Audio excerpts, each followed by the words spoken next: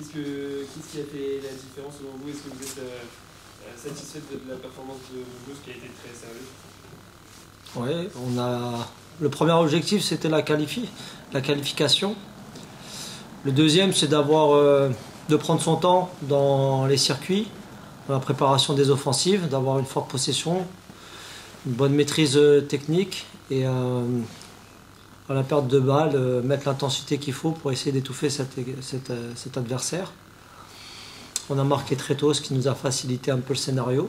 Dans le premier quart d'heure, il y avait 2-0. Les mouvements, les buts ont été créés par de jolis mouvements collectifs. On est très content par rapport à ça.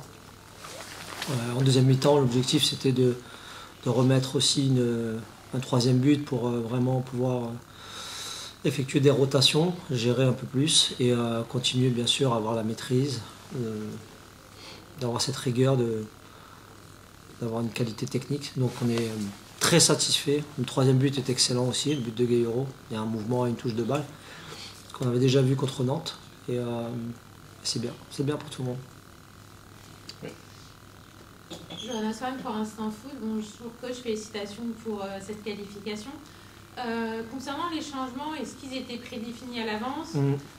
Justement, notamment pour Grić qu'on a vu débuter ce match, est-ce que c'était prévu qu'elle parte à la mi-temps pour ne pas trop tirer pour sa reprise dans le jeu?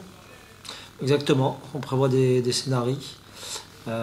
Pour Grić, c'était forcément, il y avait une demi-heure la semaine dernière, 45 minutes là. On va prendre notre temps, on sait le temps d'absence qu'elle a eu, on sait aussi les échanges qui nous attendent dans cette fin de saison. Donc on a Elisa qui est très bien, on a tout le monde, il va nous manquer Eva aussi derrière. Et au fur et à mesure, comme Tiniba, au fur et à mesure on va réintégrer tout le monde et l'objectif c'est d'être complet pour la dernière ligne droite. Vas-y, c'était une question. Qu'est-ce que vous avez pensé de cette équipe Mancel en face? Je pense que trop rapidement menée au score, je pense que le plan a dû être changé, il me semble, parce que pour avoir été en face de cette équipe du Paris Saint-Germain, je sais qu'il ne faut pas prendre de but rapidement, construire un peu tous les quarts d'heure une confiance. Et nous, on a fait justement ce qu'il fallait faire dans le rapport de force, donc c'est contraindre leur plan.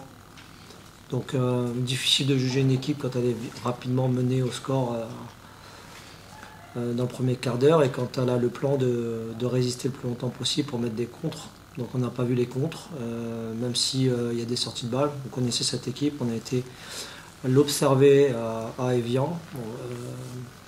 En tout cas tout mon staff a été. On a vu des bonnes choses. Je sais qu'il manque Maëva Salomon aussi. Il y a de la qualité au milieu de terrain. Bon, c'est une équipe qui joue l'autre tableau, donc il nous fallait être vigilants et justement ne pas les voir dans le match.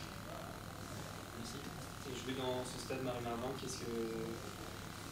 Comment est-ce que vous avez abordé le match, le fait de jouer dans ce stade? Nous on est très contents.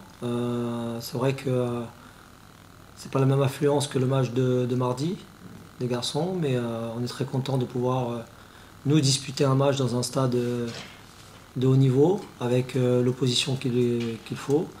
Je pense que les joueuses du Mans aussi sont très, très heureuses aussi. On a eu cette chance cette saison d'avoir pu jouer dans des stades, que ce soit à Strasbourg, à Nantes, des garçons, que ce soit à Lyon, on a joué au parc.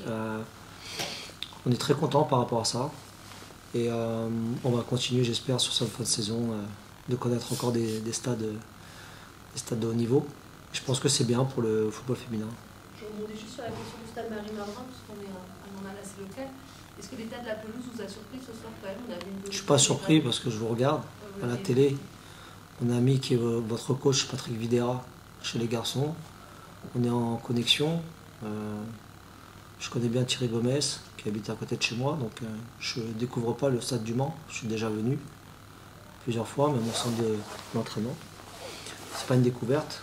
Maintenant, c'est un terrain qui aujourd'hui, on sait qu'il y a des intempéries, on sait que c'est difficile d'avoir une qualité de pelouse et de maintenir, mais je crois qu'il faut continuer à faire les efforts. Et puis de toute façon, si le terrain n'est pas bon pour nous, il n'est pas bon aussi pour l'équipe qui reçoit. Donc, bien sûr, mais est-ce que ça a joué sur vos choix, par exemple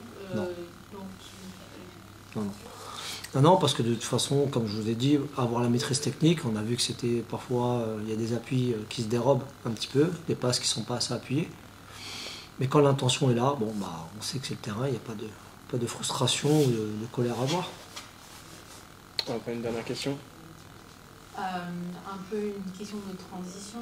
On a parlé justement des joueuses. Est-ce que vous les avez aussi ménagées en vue du prochain match au Portugal, du 11 février prochain?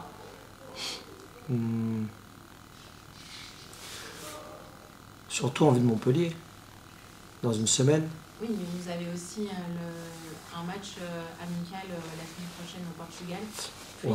Oui, on va s'en servir. Bien sûr qu'on a des attentes là-bas au Portugal.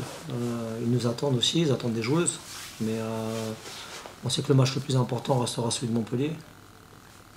Donc nous, c'était bien préparé, passer ce tour. Donc la Coupe de France, c'est une parenthèse.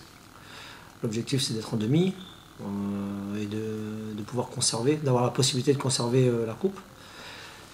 Et puis ensuite, si on peut faire des rotations à l'intérieur ou insérer des temps de jeu, on le fait volontiers. Mardi, ça sera aussi certainement une possibilité de faire un match et pas des entraînements.